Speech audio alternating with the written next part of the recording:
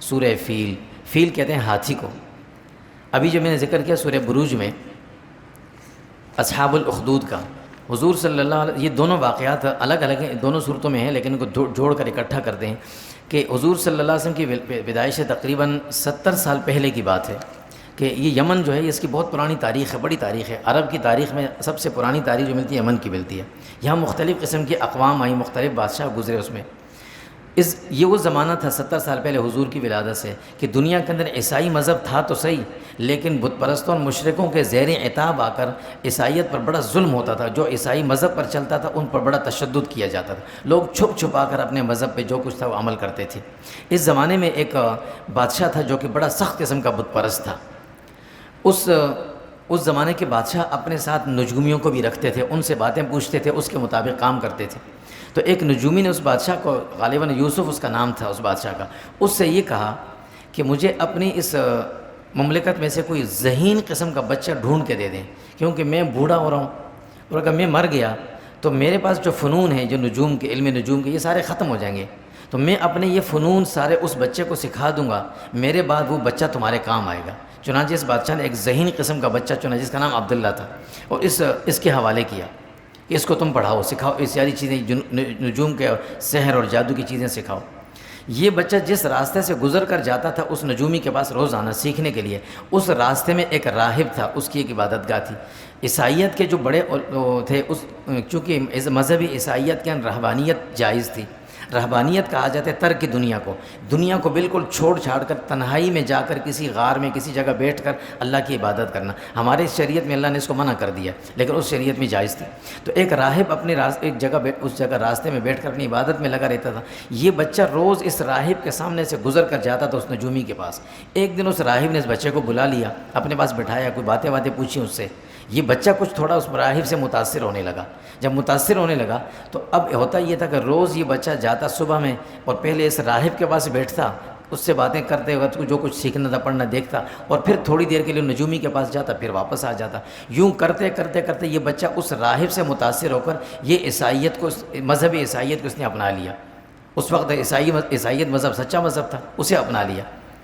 اب ہوا یوں کہ اس کے دل میں یہ شک تھا، بچہ تھا، یہ ہر وقت یہ سوچتا رہتا تھا کہ آیا اس نجومی کا مذہب صحیح ہے یا اس راہب کا مذہب صحیح ہے؟ مجھے تو یہ راہب کا مذہب اچھا لگتا ہے۔ لیکن اس نے کیا کیا، اللہ سے یہ دعا مانگتا تھا کہ اللہ، یہ اس راہب کی دی ہوئی تعلیمات کا اثر تھا کہ تم اللہ سے بھی مانگو کہ اللہ اگر اس راہب کا مذہب سچا ہے تو میرے ہاتھ پر کوئی ایسا کرشمہ یا کوئی ایسا کام کر کے دکھا دیں تاکہ مجھے یقین آ جائے کہ ہاں اس کا مذہب سچا ہے۔ اتفاقاً 2-4 کام اس بچے سے ایسے ہو گئے۔ ایک یہ ہوا کہ ایک دفعہ اس راستے میں سے گزر رہا تھا کہ راستے میں کوئی درندہ کھڑا تھا، لوگ سارے بھاگ رہے تھے۔ اس نے اللہ کا نام لے کر دل میں سوچا کہ اگر راہب کا مذہب سچا ہے تو اے اللہ اس پتھر سے اس درندے کو مار دینا۔ یا پتھر پھینکا، وہ درندہ مر گیا۔ اس کا جو شک تھا یقین میں بدل گیا۔ آہستہ آہستہ اس کی شہرت ہونے لگ گئی۔ جب شہرت ہونے لگی تو بادشاہ تک اس کی باتیں پہنچی۔ بادشاہ نے اس کو بلایا کہ بھئی تمہیں میں نے کس کام پہ لگایا تھا، تم کس کام پہ لگ گئے ہو؟ اس نے بتا دیا کہ ایسا ایسا ساری کچھ ہے، سارے باتیں۔ اور وہ اس درمیان میں کچھ ایسا بھی ہوا کہ کچھ معجزات، کچھ کرامتیں اللہ نے اس کے ہاتھ پر دکھائی۔ معجزات تو نہیں ہوتے، وہ تو نبی کی خاصیت ہے، کرامت تھی اس کی کہ کوئی نابینا یا کوئی بیمار اس کے پاس آتا، یہ اس کے جسم پہ ہاتھ رکھتا، وہ ٹھیک ہو جاتا۔ اس چیز سے لوگ بڑے متاثر تھے اس بچے سے۔ جب لوگ اس کے متاثر ہونے لگے تو بادشاہ کو اپنی بادشاہت خطرے میں پڑنے لگی، نظر آنے لگی۔ اس نے اس بچے سے کہا، پہلے تو اس راہب کو بلایا، اسے تو قتل کر دیا کہ تم نے اس بچے کو خراب کیا، اور اس بچے کو سزا دینے کے لیے اپنے فوجیوں سے کہا کہ اسے لے جا کر کسی اونچی پہاڑی سے نیچے پھینک دو تاکہ یہ مر جائے۔ جب اسے پھینکنے کے لیے گئے تو اللہ کا کرنا یہ ہوا کہ جو لوگ پھینکنے کے لیے گئے تھے وہی مر گئے، بچہ واپس آ گیا۔ پھر دوبارہ اسے کہا کہ اسے لے کر سمندر میں ڈال دو، وہاں ڈالنے کے لگے، وہاں بھی ایسا ہی ہو گیا، اللہ نے اسے بچا لیا۔ تو آخر اس بچے نے خود اس سے کہا کہ دیکھو اگر تم مجھے مارنا ہی چاہتے ہو تو مجھے ایک جگہ کھڑا کر دو، اور پھر کسی ماہر تیر انداز کو بلاؤ کہ مجھے تیر مارے، لیکن مارتے ہوئے وہ یہ کہ بِاسْمِ ربی اللہ، یہ کہہ کر مجھے مارے، اللہ کا نام لے کر مجھے مارے گا تو میں تمہارا مقصد پورا ہو جائے گا، ورنہ نہیں۔ اب اتنی اس کی شہرت ہو گئی تھی کہ لوگ سارے اس کو دیکھنے کے لیے آتے تھے۔ جب اس کو لایا گیا، یہ اپنے ایمان کے بل بوتے پر ایسے مضبوط کھڑا تھا، بالکل اسے جب وہ جس کہنے کے مطابق اس طرح جب اس کو مارا گیا تو یہ بچہ شہید ہو گیا، لیکن بچے کے شہید ہونے کے ساتھ ہی جتنے لوگ وہاں کھڑے تھے ان سب نے چیخ کر بلند آواز سے کہا کہ اس بچے کا جو مذہب تھا ہم بھی اسے قبول کرتے ہیں۔ اب بادشاہ کو بڑا اور زیادہ فکر لگ گئی کہ یہ تو معاملہ اور زیادہ خراب ہو گیا۔ بادشاہ تھا، اس نے کہا چلو ان کو میں سزا دیتا ہوں۔ اس نے اپنے لوگوں سے کہا کہ زمین کے اندر مختلف جگہوں پر گڑھے کھودو، اخدود اسی کو کہا جاتا ہے، گڑھے کھودے کہ ان میں آگ جلائے گی۔ ان لوگوں کو پکڑ پکڑ کر اس میں ڈالا گیا کہ ان کو قتل کر دو، یا ان سے کہا یا تو تم یہاں اپنا مذہب چھوڑ دو جو جس مذہب کو تم قبول کرنے جا رہے ہو، اور یا پھر مرنے کو تیار ہو جاؤ۔ چنانچہ تاریخی روایت میں تھا کہ 20,000 کے قریب لوگ اس نے لاکس میں جلائے۔ یہ عیسائی مذہب پہ آ گئے تھے لوگ سارے، ان کو آگ میں پھینک دیا گیا۔ اب یہ اتنے لوگ جب شہید ہو گئے، ان میں سے 1-2 آدمی بھاگ کر وہاں سے نکل گئے تھے یمن سے، اور یہ بھاگ کر چلے گئے سیدھا روم۔ اس زمانے میں روم کی سلطنت جو تھی یہ عیسائی سلطنت تھی، بڑی عیسائی مذہب والے تھے یہ۔ وہاں جا کر انہوں نے شکایت کی کہ ہمارے ساتھ یہ کچھ ہو گیا، ظلم ہوا ہمارے ساتھ، اس طرح ہمیں مارا گیا، ہمیں جلا دیا گیا، ہم عیسائی مذہب کے لوگ ہیں، آپ ہمارے ہم مذہب ہیں، ہماری مدد کریں، ہمارے کچھ جو ہمارے ساتھ جو کچھ ہوا ہے اس کا مداوع کروائیں۔ روم کے بادشاہ ہرقل نے اس وقت خط لکھا ایتھوپیا، جس کو ہم اب آج کل ایتھوپیا کہتے ہیں، پرانا نام اس کا حبشہ تھا، حبشہ کے بادشاہ کو، لیکن اس وقت کا حبشہ کا بادشاہ عیسائی تھا۔ یہ وہ حبشہ کا بادشاہ نہیں تھا اسحمہ جو بعد میں مسلمان ہو گیا تھا، اس سے پہلے کا تھا، دوسرا تھا۔ اس کو خط لکھا کہ بھائی وہ بھی عیسائی مذہب کا تھا کہ تم یمن کے قریب ہو، میں تو دور ہوں، تم قریب ہو، لہٰذا یمن کے فلاں بادشاہ نے ہمارے مذہب لوگوں پر ظلم کیا ہے، اس کا بدلہ اور انتقام اس سے لو۔ چنانچہ حبشہ کے بادشاہ نے ایک فوج تیار کی۔ اس فوج میں 2 مشہور کمانڈر تھے اس کے، بڑے جنگجو قسم کے، ایک کا نام تھا ابرہہ، ایک کا نام تھا اربات۔ ان دونوں کو بھیجا کہ تم جاؤ مکہ اس پہ یمن پہ حملہ کرو اور ان لوگوں کو بالکل ختم کر دو، قتل کر دو۔ یہ جو حبشہ کے لوگ تھے یہ تو ویسے جنگجو، سیاہ فام لوگ جنگجو زیادہ ہوتے ہیں۔ یہ فوج وہاں سے آئی ان 2 جو بڑے جنرل تھے ان کے ساتھ، اور یمن پہ انہوں نے حملہ کیا اور پورے یمن کے لوگوں کو قتل کیا، کچھ بھاگے، کچھ ادھر ادھر، پورے خیر یمن پر یہ لوگ قابض ہو گئے۔ جب یمن پر ان کو قبضہ ہو گیا تو یمن یوں سمجھے کہ یمن ایک قسم کا ایتھوپیا کا ایک صوبہ بن گیا۔ یہ دونوں یہاں پہ تھے۔ اب ظاہر سی بات ہے ایک جگہ 2 طاقتور تو رہ نہیں سکتے۔ اب ان دونوں کی آپس میں کشمکش شروع ہو گئی، اربات کی اور ابرہہ کی، کہ یمن کا گورنر کون بنے گا، بڑا کون ہوگا۔ اس کشمکش میں ہوا یوں کہ ابرہہ نے اربات کو قتل کر دیا، وہ قتل ہو گیا، ابرہہ یہاں کا گورنر بن گیا، اور یہ ماتحت تھا حبشہ کی، ایتھوپیا جو اس کو ہم کہتے ہیں، اس کے ماتحت رہ کر تھا۔ یہ بھی عیسائی، لیکن یہ عیسائی برائے نام سے عیسائی تھے۔ عرب جو تھے یہ ابتدا سے شروع سے ہی بیت اللہ کا احترام ان کے دل میں تھا، چونکہ یہ اپنے آپ کو ابراہیم علیہ السلام کی طرف منسوب کرتے تھے، اور ابراہیم علیہ السلام نے چونکہ بیت اللہ کی تعمیر فرمائی تھی، اس مناسبت سے یہ بیت اللہ سے لگاؤ رکھتے تھے عرب۔ یمن میں اس زمانے میں جو قحطانی قبائل تھے، عدنانی قبائل تھے، یہ ان کے باقیات تھی سارے، یہ لوگ عرب تھے، یہ بیت اللہ سے بڑی محبت کرتے تھے، اگرچہ اپنی رسوم جاہلیت وہاں کرتے تھے لیکن محبت تھی ان کو بیت اللہ سے، آتے تھے سال میں 1-2 دفعہ بیت اللہ کی زیارت کو، احترام بڑا تھا۔ تو یہ اس ابرہہ نے دیکھا کہ یمن کے جو لوگ باقی ماندہ لوگ بچے ہوئے ہیں جن کو قتل کرنے سے چھوڑ دیا گیا تھا، وہ سال میں 1-2 دفعہ بیت اللہ جاتے ہیں اور بڑی محبت سے اس کے تذکرے بھی کرتے ہیں۔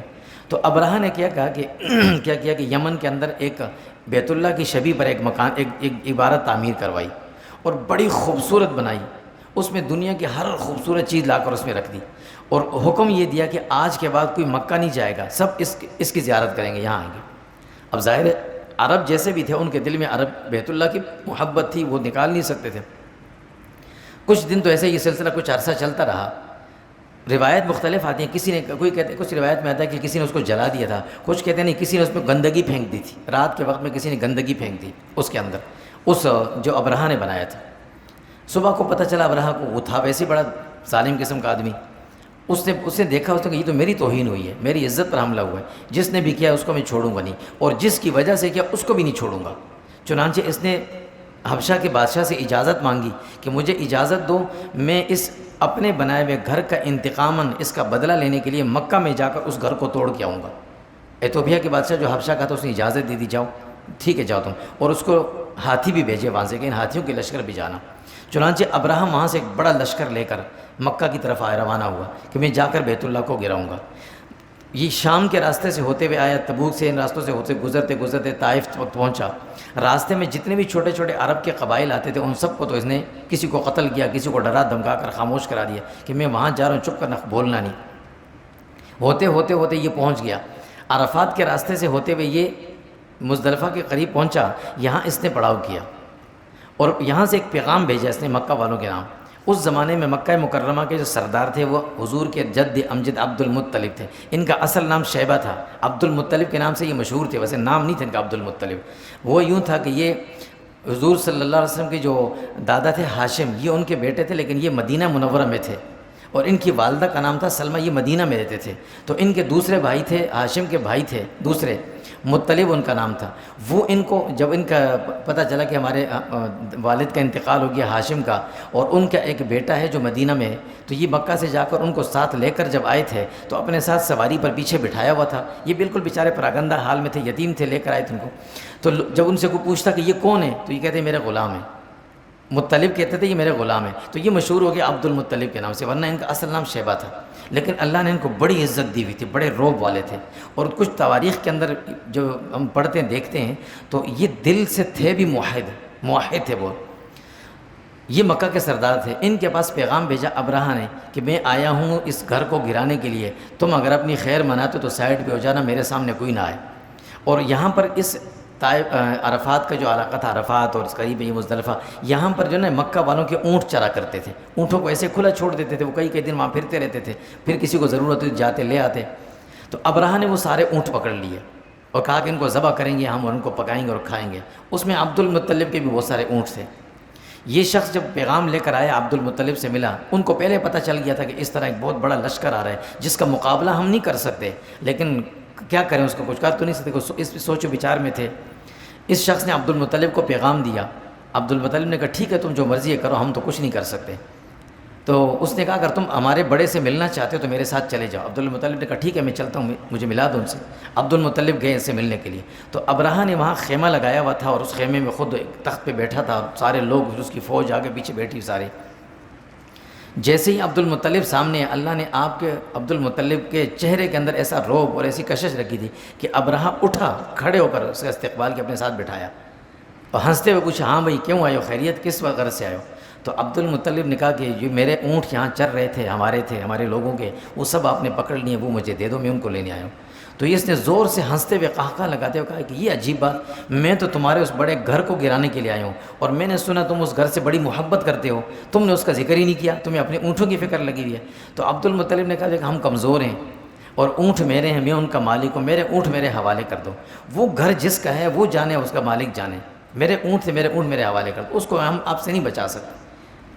اس نے ابرہہ نے کہا ٹھیک ہے، تم اپنے اونٹ اس کے دے دیے۔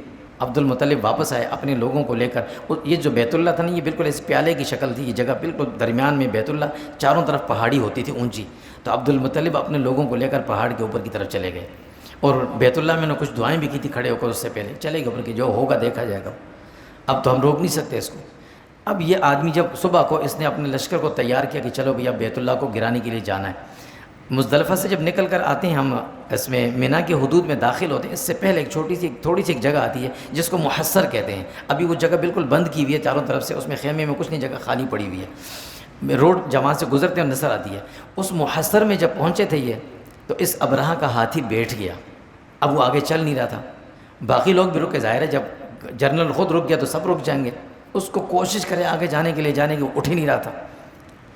اسی اسنا میں اللہ کی طرف سے اللہ کا حکم ہوا کہ ادھر جدہ کی سائڈ سے ساحل سمندر کی طرف سے جو ہے نا کچھ پرندے آئے، چھوٹے چھوٹے پرندے جن کو ابابیل کہا جاتا ہے۔ یہ ابابیل یہاں بھی ہمیں اڑتے ہوئے نظر آتے ہیں، ورنہ بیت اللہ میں اکثر نظر آتے ہیں، رات کے وقت میں اڑتے ہوئے نظر آتے ہیں۔ اس کی چونچ تھوڑی سی لال سی ہوتی ہے، چھوٹے چھوٹے پرندے۔ ہر پرندے کے پاس 3 چھوٹی چھوٹی کنکریاں، ایک اس کی چونچ میں، 2 ان کے پنجوں میں۔ اڑتے اڑتے اڑتے یہ سارے پرندے آئے ان لشکر کے اوپر، اور اوپر سے کنکری صرف چھوڑتے تھے، وہ کنکری میزائل کی طرح اس کے فوجی کے سر پہ لگتی، اس کو چیرتے ہوئے جاتی، اس کے ہاتھی میں گھستی، اس کو چیر کر کنکری جو زمین میں چلی جاتی، اور یہ سب ڈھیر ہو جاتے۔ اس طرح کچھ مرے کچھ بھاگے۔ یہ ابرہہ جو تھا یہ خود مرا نہیں، لیکن اس کے جسم پر جو زخم لگے تھے ان زخموں کو اللہ نے عبرت بنانا تھا فرعون کی طرح اس کو۔